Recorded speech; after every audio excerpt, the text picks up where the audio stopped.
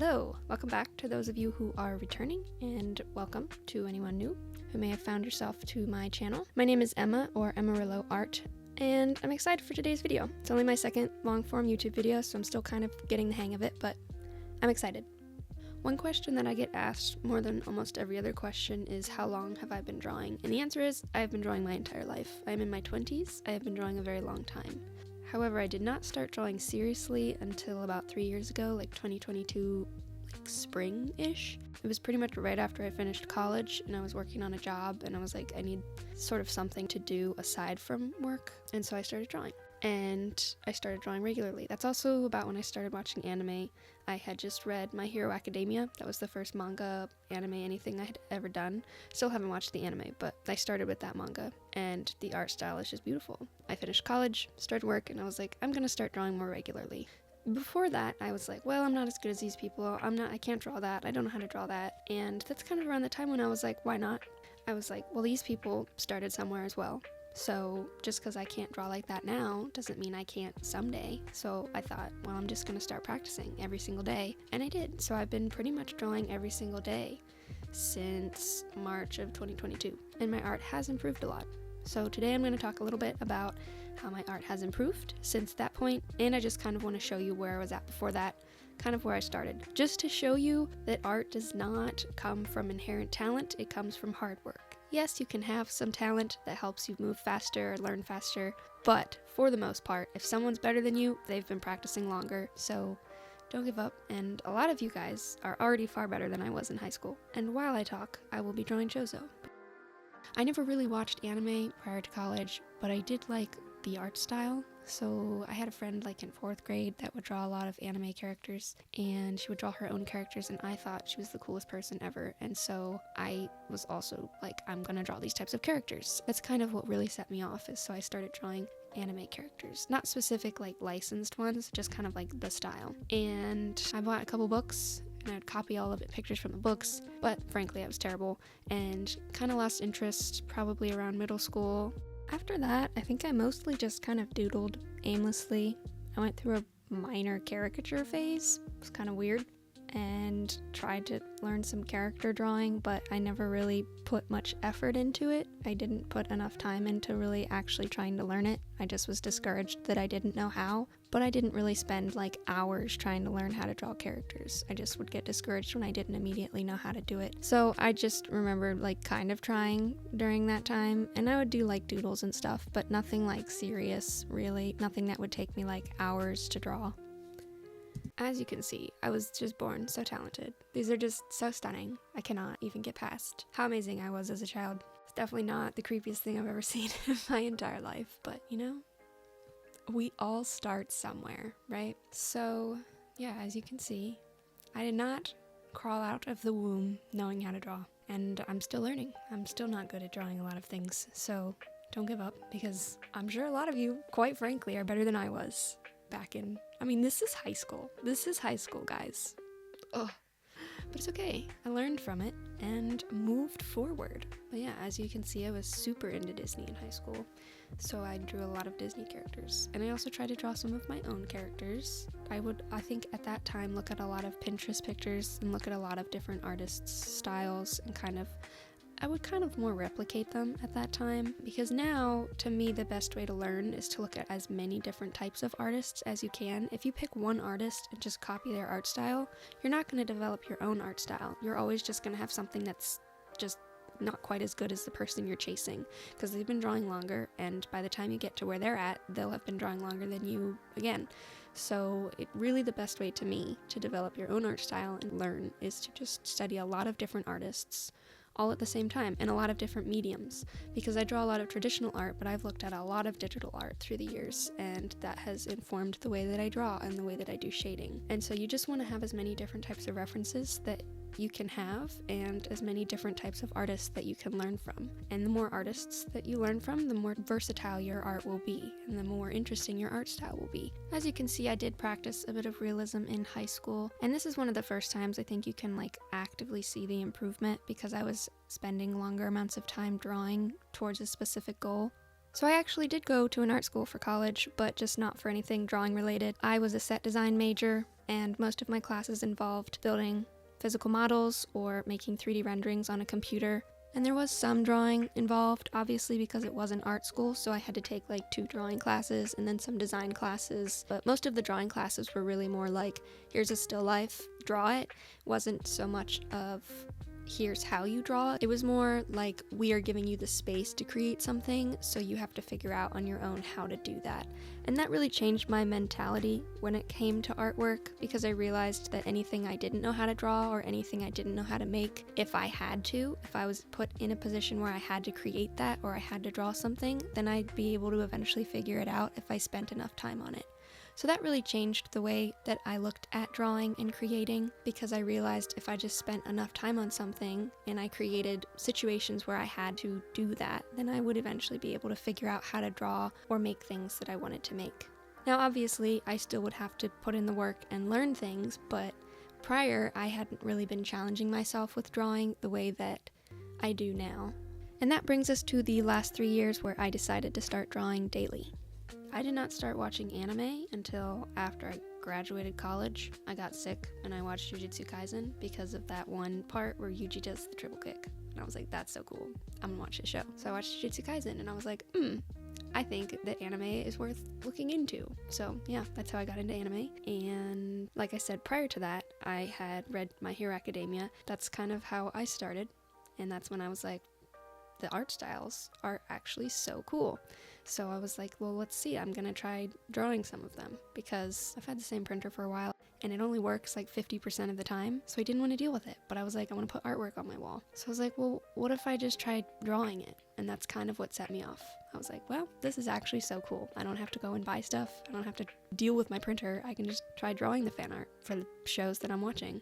And that's how I got into it, and that's when I started drawing. And I was like, I want to be able to draw like these people. So I was like, I'm gonna draw every day. And I pretty much did. So having that goal in mind and wanting to draw like those people or be able to draw things that I can hang on my wall definitely helped me kind of have an angle. Because prior to that, I had wanted to draw my own characters, but I didn't really have any end goal in mind. I'm like, well, I just kind of want to design their face, or I kind of want to be able to draw them in this pose or whatever, but I didn't really have like a direct goal. Like I didn't have a set destination I was trying to get to, so my art was just very aimless. I just kind of drew random things whenever I felt like it, or in the side of my notebook, in the side of my planners, and I didn't really have like a regular schedule, and I didn't have a goal. So at that point, I pretty much just looked around to see whatever sketchbook I had laying around, and I had this mixed media sketchbook that I hadn't used all that much. I had done a couple of like gesture drawing sessions during college, and so I just had these like quick, ugly gesture drawing sketches in it. So I kind of set about trying to cover those up and create interesting pages, and that's kind of why a lot of these have weird scribbles and paint on them, because I was trying to cover up these old gesture drawings. And this is kind of what got me back into drawing anime, because I just had so much fun playing and experimenting with this sketchbook. I remember this one I was super proud of at the time, because I didn't have an exact reference that I was going off of, and I was so excited that it didn't look terrible. Most of the time when I didn't go off a reference before that, it just would look bad. So I was so excited when this did not look terrible, and I remember like just staring at it and being like, I can't believe I drew that. And then this was my very first Jujutsu Kaisen fan art, and it's so bad. But I was trying to cover up, like I said, an old sketch, and I was just trying to experiment, and I had fun. And I enjoyed drawing it. And again, you can see I just did a lot of sort of experimentation with painting. And I remember drawing this Eren and the Todoroki, and both of those I was so proud of. I still like those ones. They just make me happy, because I just remember being so happy when I drew them and being so excited to draw them. And I had a little easel, and I would just put this sketchbook on the easel, and I would just leave it there all the time. And I had a lot of fun doing these compilation sketches. The Mob Psycho one was one of the first sketches that I kind of had pop off with Instagram. And then some of these I just never finished, and part of me is like, I'm gonna go back and finish it, even though the sketches are like 3 years old. So one day I'm gonna go back and finish these. Here you can see I did some sketch requests, and that's the only colored pencil drawing I ever actually finished. After that I was like, that took too long, I'm never doing that again. These ones were smaller sketches. This was also a mixed media sketchbook, and I just had fun kind of experimenting with my art style. I was still kind of trying to figure out what my niche was, and because I was focused more on posting on social media this time and coming out with regular content, a lot of these are fairly simple, kind of straight on head angles, nothing too complicated, because that's what I was better at drawing at the time, and I got more experimental. I tried drawing without just copying references. I really liked that Denji drawing when I drew it. I do remember that. And you can definitely tell when I'm drawing original characters from when I'm drawing existing characters, because my original characters still were just not really there. I still was not really getting it. I was having a hard time coming up with character designs and just drawing without having a reference to guide me. But the more I drew, the better they got, and the more that I drew fan art in my own poses and in my own style, the easier it was for me to start drawing my own OCs.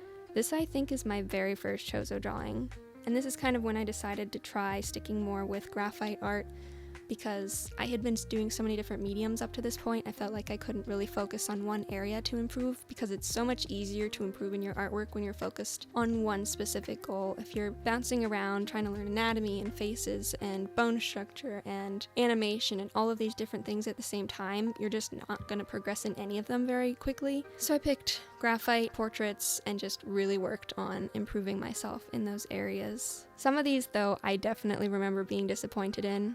A couple of times I remember being really upset after I would post it, but I was like, I have to keep going, I have to keep posting. And also for me, posting it was a way that I was able to kind of put it aside and not have to work on it anymore, because I have a tendency to keep working on something and just keep working on it, and then either adding too much detail or just never being able to know when it's completely finished. So by posting it on Instagram, I can be like, it's done.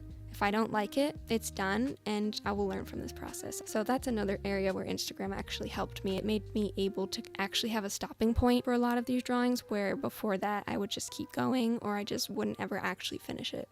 And as you can see, one area where I really focused on was the hair and the shading. I never watched any tutorials or anything like that, because I just don't really watch tutorials. That's just not really how I learn. I would rather rely on trial and error, just seeing the way that other people do it through pictures or whatever, and just kind of trying to figure it out on my own. I just learn better that way than following a tutorial, because if I follow a tutorial, I'll follow it exactly, and then I won't really think for myself, and I won't create new techniques or pick up new ideas, and I won't experiment as much. So for me, trial and error without just watching tutorials, without relying on tutorials, is just how I learn the best, and that's the way that I find most inspiring, personally. That's why I have a hard time making tutorials, because I don't watch them. I'm not necessarily great at explaining things, because a lot of my method is just trial and error. I keep trying over and over again until it works. So it's hard to explain that in a tutorial where people want step by step, and I'm like, well, I didn't really go step by step. I kind of went in a weird zigzaggy line of, well, I tried this and it didn't work, or I tried this and it didn't work, so trying lots of different things until I finally figure out the correct way or the best way of doing something. Or I don't, and I learn from it for the next time. Also, during this time, I was trying to do more facial expressions, because I realized that I was getting better at drawing the actual, just the faces, but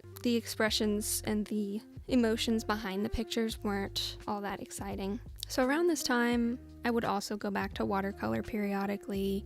That was mostly the medium that I worked with aside from pencil at the time. And that's also something that I would do when I had like art block or feeling creatively kind of stuck. I would just switch mediums, and that kind of helped me reset my brain. And then periodically I would draw some of my own characters. And this is about the time that I got a Moleskine sketchbook, finally. And honestly, it changed the way that I draw, because Moleskine paper is super smooth, and it just makes it much easier and harder to blend, because Moleskine paper is super smooth, and in one way it's really great because you can blend super well. But I was used to mixed media paper, so any texture that I would want with the blending was already on the paper.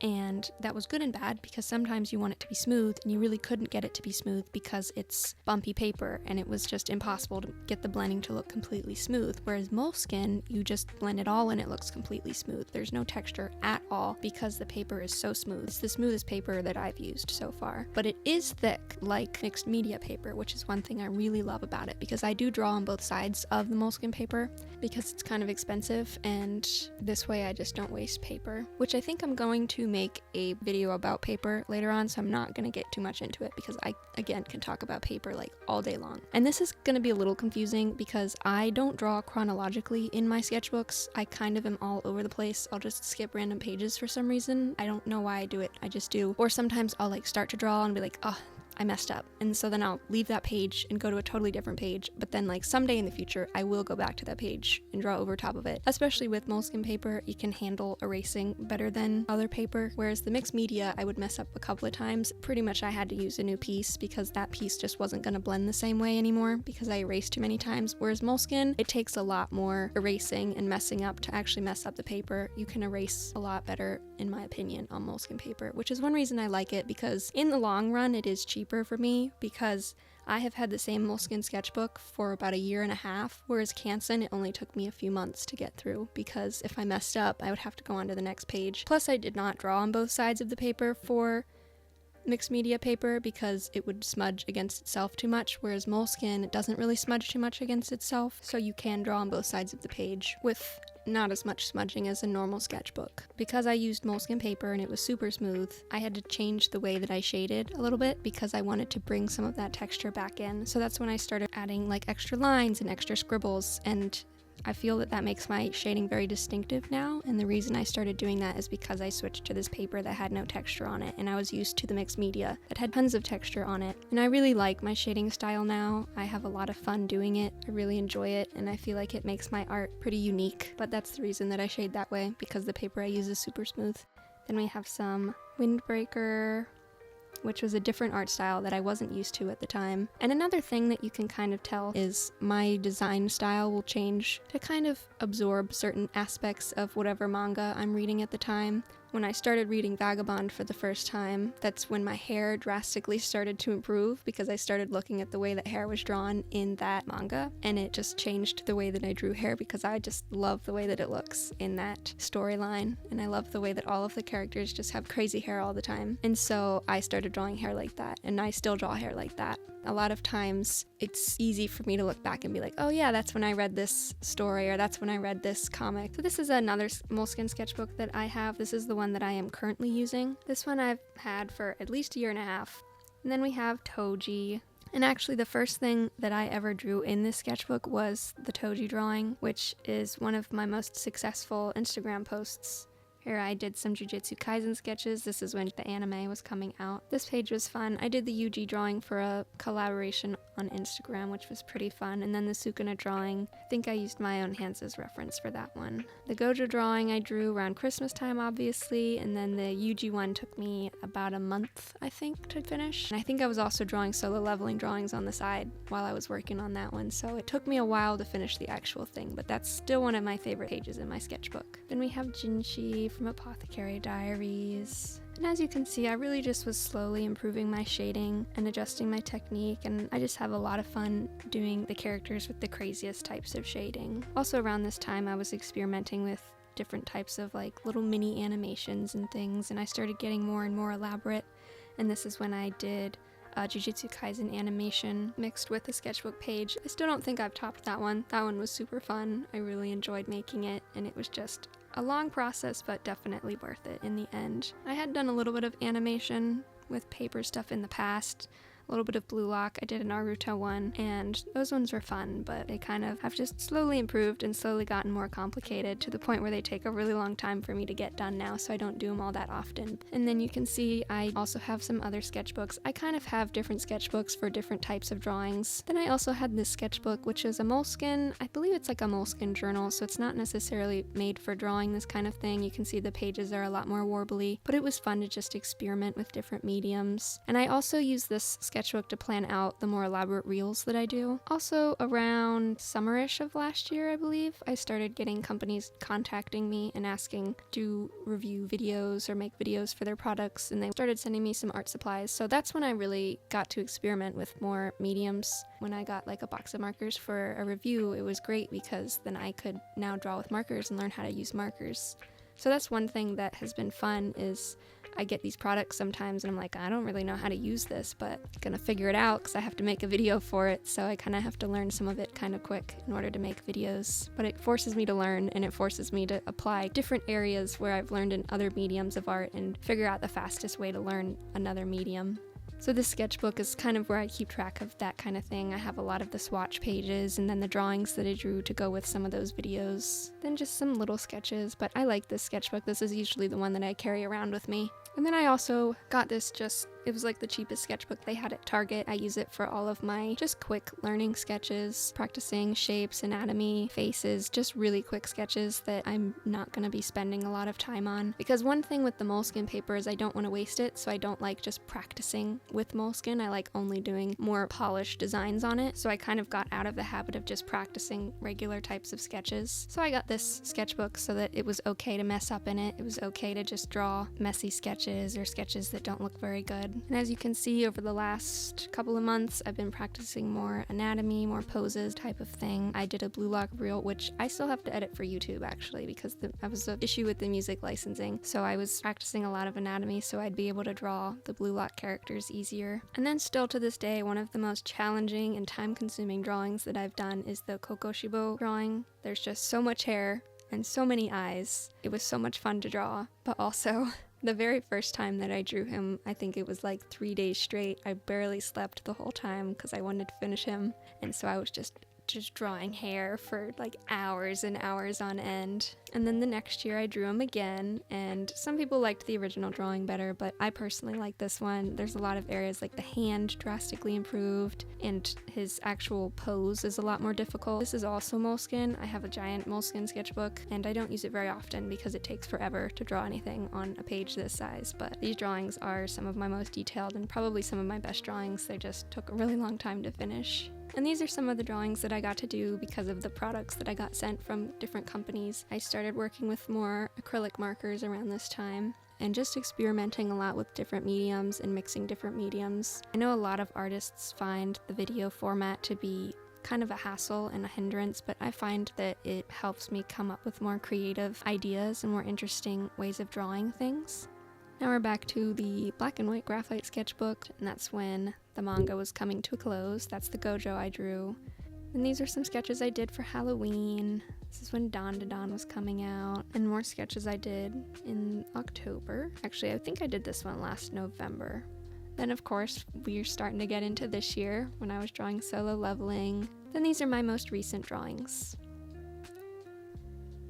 So that's kind of the gist of it. That's been my art journey for the last 3 years. Someday I'll do a full sketchbook tour. I don't fully finish sketchbooks very often, so I've never done a sketchbook tour because there's lots of random pages that just don't have anything on them. So one day I will fully finish a sketchbook and then I will do a sketchbook tour. So I hope you were able to find some encouragement in this video, because as you can see, I started the same place that everybody else did, and I've just practiced a lot, and practicing every day and constantly and having a goal in mind will help you improve your artwork. Just because you can't draw now doesn't mean you won't be able to someday. And it's also never too late to start drawing. I did not start drawing regularly until after college, and that's when I really started to be able to draw my own characters and develop my own art style. So I would say it's really never too late to start drawing. I see people in their 50s that are like, I started drawing last year, and you see them start to improve, and they finally are able to draw things that they never thought they'd be able to. So don't give up, just keep drawing every day. If you just stay consistent with your drawing, even if it's only for half an hour every day or half an hour every 2 days, you're gonna start seeing improvement. Whereas if you draw like once a month, or if you only draw when you feel inspired, you're probably just not going to improve very fast, if at all, because it's really just how many hours you put into it, how many hours you spend developing a specific part of drawing. So that's my whole video for today. I hope you enjoyed it. I hope you were able to find it encouraging, and yeah, let me know what kind of videos you want to see in the future. Drop me some ideas in the comment section. And if you enjoyed this video and you'd like more videos like this in the future, don't forget to like and subscribe. And thanks so much for watching.